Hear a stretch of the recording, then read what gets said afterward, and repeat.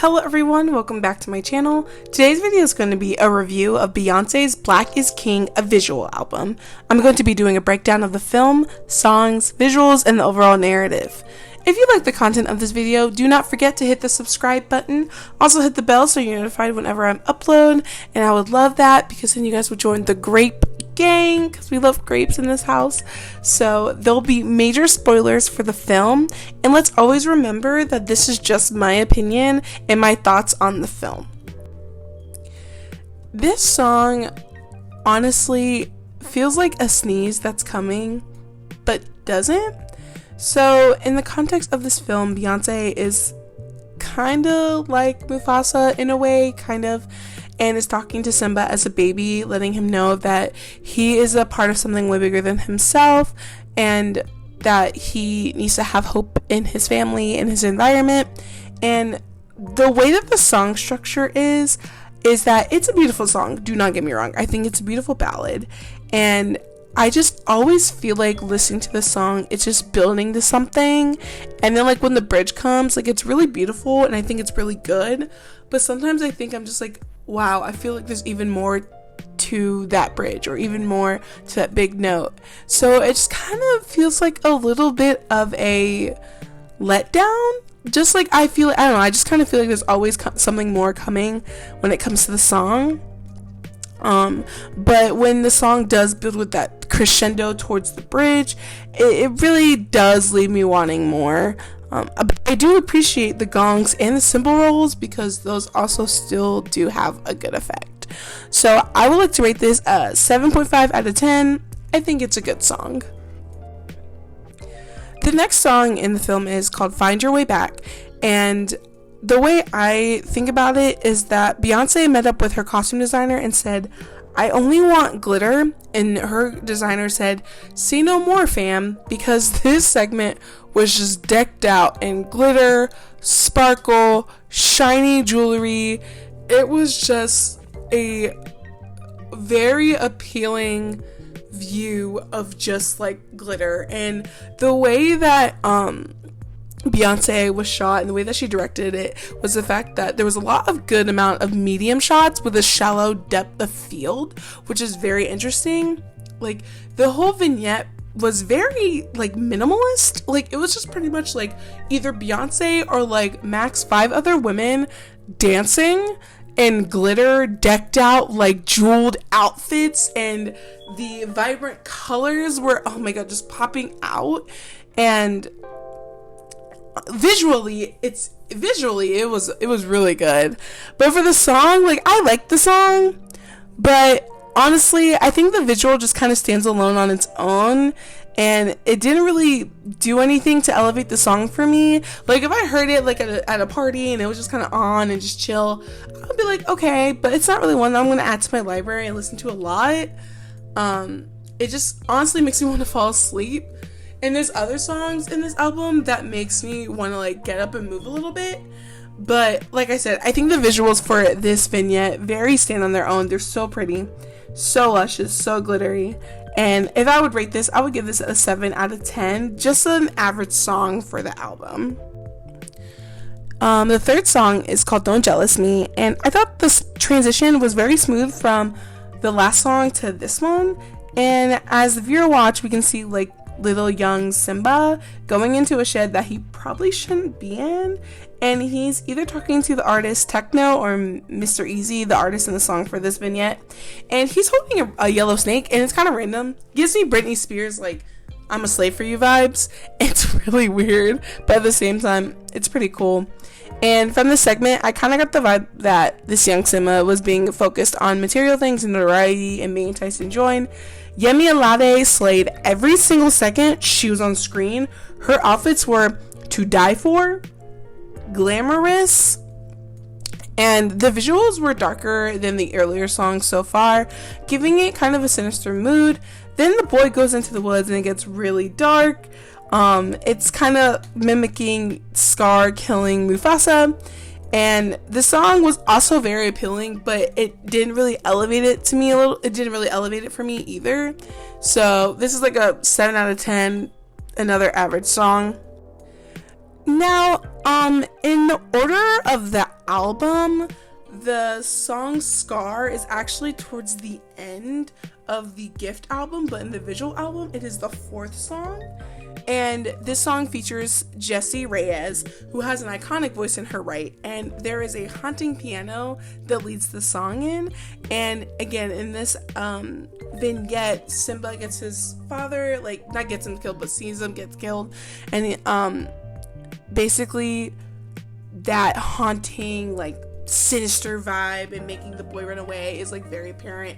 And they're in the woods, and jmerise is like decked out in black. She has these white contacts, and it just gives vampire vibes and also like high anger vibes, and it's really good. Like, I really do like it, and the visuals are very panicked, and it blended really well, and it was very creepy. So I give it a 7 out of 10, or 7.5 out of 10. I really enjoyed it. This next song is called Nile and is after Scar, and it starts with Beyoncé by herself in the desert in a cream ensemble. Kendrick must not have been available because his part is a voiceover. She stands there for a couple minutes more, and in the next shot she's in a bed of pink and purple roses, and she's being carried by 6 men, all of them also in white. She's also in white with white paint around her mouth, and so are the men. And this vignette moves at a slow pace and takes its time. She's on this white set that resembles an old style building with wide pillars and porcelain entrances. It was a very chill vibe, and I liked it. 7 out of 10. The next vignette is Mood Forever, and holy cheetah. This whole vignette is giving me hard Coming to America vibes, with the intro even reminding me of the beginning of the film. And I'm pretty sure they even added like a little snippet from Coming to America in their intro score to this one, and even down to the person clapping to have the violinist waking her up, which mimics Akeem's like servant clapping, and then the wind ensemble or the horn quartet waking Akeem up. There was pink petals everywhere, and the servants were at her beck and call, especially this white dude. Like, I don't know, but he was just kind of funny. And there was a lot of black people in the house dressed all the way up, and they looked amazing, you know, like royalty. And they always stood and sat with a grand posture, and they had these mood and looks that they look like you just did not want to fuck with them. And Jay-Z kind of killed me because he was kind of like there, like playing chess with somebody. It was literally like he was like making moves, and I'm just like, so is he playing against Beyonce or what? And the whole house was just, it was literally a mood. Like, everything felt expensive, and I felt like I needed money to live there. Like, one part when they showed the house, it kind of reminded me of The Bodyguard and how Rachel's house in that movie, it kind of looks similar to me. And then there was a part where they had synchronized dancers in the pool, and they were very cute and also very talented. Like, I liked this one a lot. And when I tell you there was a lot of cheetah, like, there was a lot of cheetah. And I think the song was supposed to like emulate Hakuna Matata, so it has like that very carefree vibe. And then at the end though, when Beyonce and Jay-Z were sitting in front of this TV set, like, you can see the TV set, and then like a little bit like of the clip of like what's gonna happen next, and it gave me hard Get Out vibes. It was just creepy. It was very creepy, and I don't know why. But 9 out of 10, my second favorite vignette. So the next song is jmerise, and this song came after Move Forever, and I thought it was a very good transition from a huge house to landscaping and servants to a busy city block and apartment. The viewer follows what we can see is probably a young Simba, you know, who has left his tribe and into a new environment, and he's leaving his apartment wearing this like brown palette mosaic type of shirt, and he meets up with his friend and Beyonce because she's just in the backseat randomly, and they ride around in this tricked out car with lights, hydraulics, the whole 9 yards. Now, this vignette feels more like a music video with the ladies all over this man and focusing on the objects more than the people. And by the end, the dude gets freaked out by the driver and dips just for him to wake up because it was all a dream. So, yeah, I just thought it was interesting. The song, again, did not elevate anything new for me. 6 out of 10, it was fine. So the next song after that is called Already, and we went to this song after the last one, and the transition to me wasn't really all that smooth, but I already saw the video by itself when it came out on YouTube, and I thought the visuals were good, and I didn't really think anything new of it. The dancers' bodies were really cool, and I loved that. And then also when I saw those outfits, all I thought was of Adele wearing those outfits. I will admit though, when Beyonce was with those dancers and they were like in those like moon type outfits, and they were kind of creating this like optical illusion, I thought that was actually really cool and really enticing, especially with the opening vocals. So I really like that. The blue guy dancing with Beyonce was completely getting it the entire time, especially during their duet. I loved it every single second, and Beyonce looked like she was genuinely having a fun time while filming it, and it just translates through the screen, and I had such a fun time. The shots where she's on a cow and has that cow bull outfit were really out there for me, but I also very appreciated the look. And I don't know what it is, but Beyonce's dance skills just keep getting better and better over time. And I just want to know her workout regimen, because her stamina must be like top notch. It's great. And Shada Wale's verse was also very good, very hype. Like, you can tell that this song would be a banger at the club.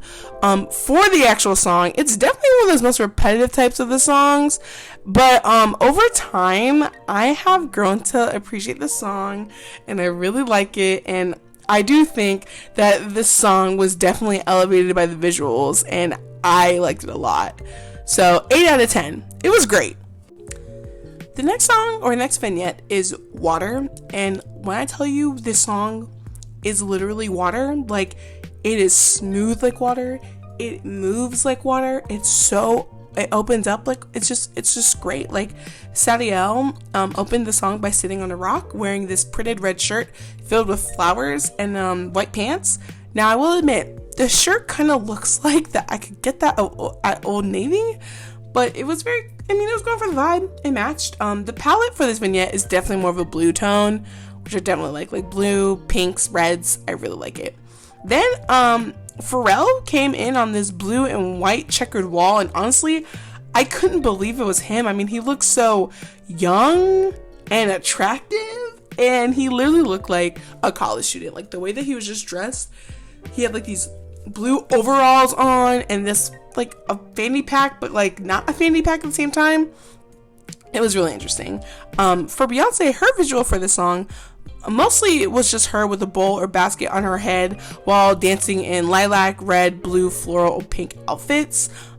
This song definitely has strong island vibes, and it reminds me of Haitian music, because if you don't know this by now, but I am a Haitian American, and it very much makes me want to move my hips and glide around my space. And this vignette also has a simple and more digital aesthetic. 7 out of 10. I liked it. Now, the next song after this in vignette is Brown Skin Girl, and when this song came out, I thought it was a very lovely song to celebrate brown and black girls, women everywhere, and I still enjoyed it. The visuals of this vignette were good too, but I don't think it really elevated anything for me.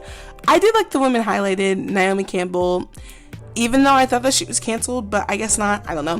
Lupita Nyong'o, which I loved her, and I just want to do a quick PSA. I knew Lupita Nyong'o was going to get snubbed for Us, so if you have not watched the movie Us with her, and it was produced by Jordan Peele, or directed by Jordan Peele, please go watch it. It's a great movie. She got snubbed.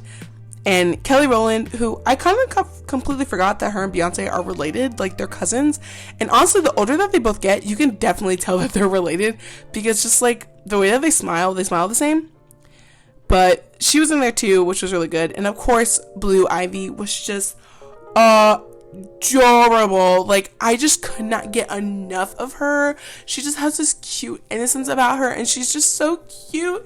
And she was just like, the way that she was singing, like, oh god, it just swooned. She's such a cute girl, and definitely, she may look like Jay-Z now, but I promise you, when she grows up, she will grow into her face, and she will definitely look more like Beyonce. I have a feeling. So for this song, I give it, 7 out of 5, 7.5 out of 10. Really good, very wholesome. and I did love the representation of black and brown women and girls. The next song is Kings to the Kingdom, and this song definitely has a really great transition from Brown Skin Girl and follows that mellow vibe of islands and culture. Tiwa Savage's voice was beautiful on this track and just reels me in. Her voice is just so soothing. Like, I feel like I can just relax listening to this song, and again, it has that island vibe, so it makes you want to like move around a little bit, dance with my significant other. The visuals that go with this vignette is very rich with nature, culture, dancing, and big dresses, very big dresses. So Simba at this point has found Nala, so they're kind of getting married in this vignette. So Nala is really cute, like she's this like pink short haircut do, and it just looks like they're really celebrating the marriage and the legacy that the husband and the wife are going to create for their son. And it's really peaceful and really sweet. 8 out of 10. So the song after this one is Other Side, and Beyoncé basically sings to a baby in the song, which is definitely in a minor key. Like, when you listen to the song, it has a dark overtone, so I would love to see the score to the song, because I'm pretty sure it was written in a minor key. But besides that, she's wearing brown, and she takes the baby to a lake where she leaves him. I can only assume that this is the same baby from the beginning floating along the banks, but I thought the song was okay. The visuals, once again, did not elevate the song for me, and I'm not gonna lie, at this point I did start to drift off from the movie. But essentially, I guess the baby like found its way to heaven or some sort of paradise. This one I'm still kind of on the fence about, and I don't really have anything to say about it. So yeah, we'll do a 6 out of 10. It was fine. Now, the next vignette is for the song My Power, and this is definitely my favorite vignette of the whole film, as it felt the most modern. Even though it had a lot of the retro transition slides and filters, it was digitalized, like the most HD ever. And this vibe was just so powerful because every single woman featured in this song, and even every single woman in the room, just knew their stuff, and people better not mess with them. The outfits were on some other crazy stuff with these bright colors and patterns, since the set that they're on for this vignette is a black and white majority set. They're with the women specifically, it's like almost like 3D, like it's like they had these squares that were like going like I can't really explain it, but just like they have these big squares, and then they have like one after, and it gets like smaller and smaller and smaller, and like it's like a thing where it's like if you look at a certain angle you can see all the squares, but if you don't, you can see all of them getting smaller towards the like middle. And it really helped this vignette so much. It also looked like the same set from the Nile vignette, but I'm not too entirely sure. It was very 3D looking. Nyjah starts the song and she comes out with her look, and she's so badass. I love her vibe a lot. And the 5 women from this song are wearing these red power suits, and they look so badass. I loved it. Tierra Whack was doing really good during her voice, and really good with her part, and the amount of voice control that she had was just amazing. Also, her outfit literally reminded me of Princess Padme from Star Wars. I just had to say that. Once again, Beyonce's dance moves are on full display, and I loved it. That red ensemble was sexy, and I was just sexy as fuck. And honestly, I was like, you know what? I'm going to learn that section of the vignette. I'm going to learn it, and I'm going to post it. And I guess I wasn't the only one that thought of that, because there's a My Power challenge. So look out for that video. That video will be coming soon. I will be doing that. But also Blue was also in this one, and she looked very cute as well. Busiwasa came in with her voice, and she brought hype, you know, That was fun. She was a thick black girl. I loved it. And then Yemi Alada ended the song, bringing this vignette to a close. I vibe with this one so hard. Like, I've probably seen it once a day since I watched this movie. And I just love how badass these women look and felt and how they sounded. And this is honestly my favorite one. So 10 out of 10, I loved it. Alright, and the last vignette of the whole film is Spirit. Now, Spirit already came out last year when the reboot of The Lion King came out, and I thought the song was very beautiful. I got it then, and I was like, I dig it. And then when I watched the movie, the song actually opens with an a cappella section of this song. And let me tell you, I was blown away. Beyonce can sing, and her mic was on, okay? The chorus was also amazing. You can just tell in the room that they were in, they were definitely singing, because this whole time, you know, obviously they've been like lip syncing to a track. But this one, you can hear the audio. And Beyonce has such a rich and deep voice, and I loved the beginning. The harmonies gave me goosebumps. Then when the song came in, it was pretty much the same visuals from the music video that was released. The visuals still hit, and the colors pop everywhere. The lime green with the dancers, also the blue was very sweet. This song does close with the a cappella, which was also amazing. And I don't know, the last note though was something else, because I kind of felt like it was subpar compared to everything else. But honestly, I know there's an acoustic version of Spirit out there, because if anyone watched the Lion King documentary that was released a couple months ago, Beyonce was singing the song Spirit while she was playing the piano, and I thought that was personally beautiful. Like, I want her to release that. I want her to release that cut.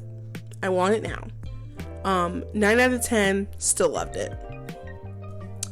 And the last song from the album is Black Parade, which was recently released a couple weeks ago. And this pretty much was the end credit song. So the more I listen to it, I do like it, but not enough to add it to my library. But that concludes all my thoughts about Black is King, which is really interesting. I think like on my third listen or my third watch with my sister, I did notice the story a lot more when it comes to Simba, and how like Hakuna Matata is supposed to be mood forever, and then the song about Scar that's supposed to simulate, you know, Scar killing his dad, and then like, you know, going on the water. I think that was kind of like his journey, you know. And then like Keys to the Kingdom is when he marries Nala, and then My Power is when he defeats Scar. So, you know, and then Spirit is when he comes all full circle. So I just thought like overall, I thought this was a really good movie. Like, it was good, and I'm glad I took multiple viewings for me to get the story more and appreciate some of the songs more. And I genuinely thought Beyonce did a good job. Like, I honestly don't understand how some people think that she's just not good, or, you know, she's overrated, because I think she has a good work ethic. I really think she does. So, but yeah, I just think in the times that we're in, this movie does bring hope and community and great art and music into our lives, and I am forever, ever grateful for that. So if I would have to give this movie a rating out of 10, I think I would give it a 9 out of 10. It's not completely perfect, but I thought it was a really good watch, and I probably will be watching it again or listening to the album once again, because some of these songs are earworms. But yeah, so those are my overall thoughts and breakdowns of this film. I hope you guys like this video, and I just hope to do more of these. I definitely will be doing more of these reviews. But yeah, thank you so much for listening, and I will see you guys in the next one.